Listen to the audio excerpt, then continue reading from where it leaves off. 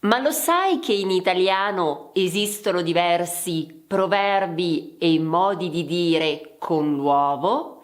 Sì, hai capito bene, e oggi ne vedremo 7. Cominciamo subito da un aspetto importante.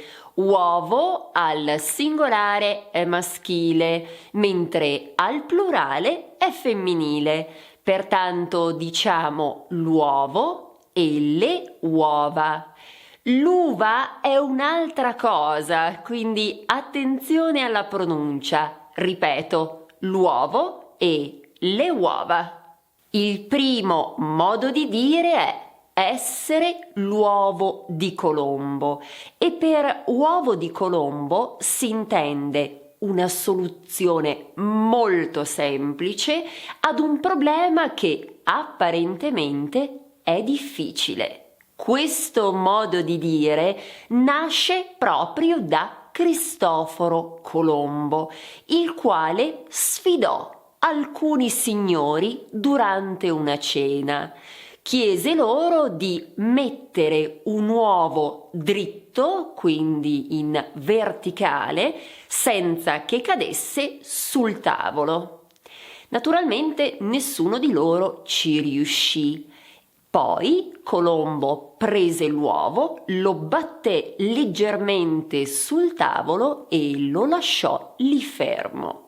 Ecco perché si dice che questa è una soluzione facile a un problema che apparentemente è molto complicato. Rompere le uova nel paniere significa rovinare i piani o progetti che qualcuno aveva pianificato. Innanzitutto il paniere è dove vengono messe le uova, quando le galline sono nella fattoria. Quindi la gallina fa l'uovo e poi la cova per 20 giorni. Naturalmente, se qualcuno rompe le uova nel paniere, tutto il lavoro della gallina non è servito a niente. Cercare il pelo nell'uovo significa essere eccessivamente pignoli. Pignola è quello che sono io, purtroppo, ma sto cercando di guarire. Comunque, essere pignolo significa voler fare le cose in modo perfetto, e quindi cercare il pelo nell'uovo significa cercare degli errori anche dove non ci sono. Infatti il pelo nell'uovo non c'è. Meglio un uovo oggi che una gallina domani. Questo proverbio sta a indicare che è preferibile avere un vantaggio, anche se modesto, anche se piccolo oggi, piuttosto che un beneficio in futuro. E di solito le persone si dividono in due categorie. C'è chi preferisce l'uovo oggi, c'è chi preferisce la gallina domani. Ti chiedo di dirmi nei commenti che tipo di persona sei. Io ti svelerò come sono alla fine del video. Oramai la frittata è fatta. Significa che oramai un certo fatto è avvenuto, una certa azione è stata fatta e non possiamo porre rimedio, non possiamo risolvere la situazione.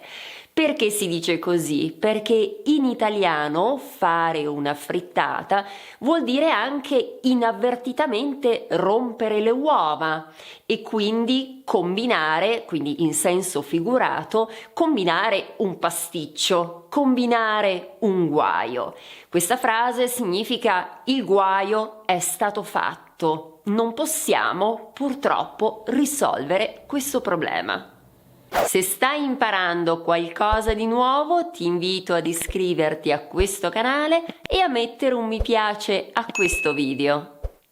La gallina che canta ha fatto l'uovo. Significa che la prima persona che denuncia una situazione negativa, la prima persona che dice qualcosa, probabilmente è la responsabile di ciò che è successo. Chissà se anche nel tuo paese esiste questo modo di dire. Rigirare la frittata.